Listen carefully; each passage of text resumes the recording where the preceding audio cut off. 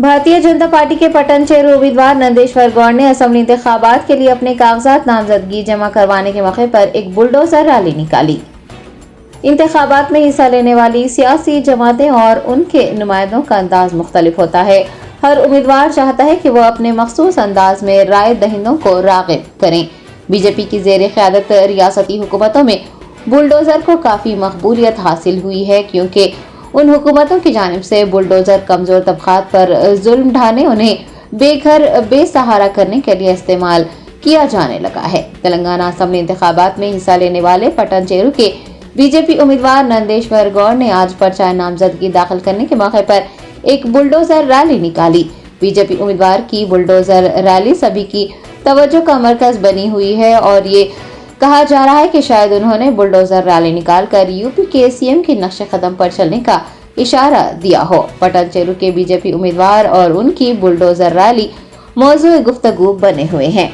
पटन चेरू की आवाम रोजगार के मौके व दीगर सहूलियात मुहैया करवाने का वादा करने वाली सियासी जमातों के उम्मीदवारों को वोट देती है या फिर बुलडोजर सियासत को चुनती है, ये तो 3 दिसंबर को ही पता चलेगा।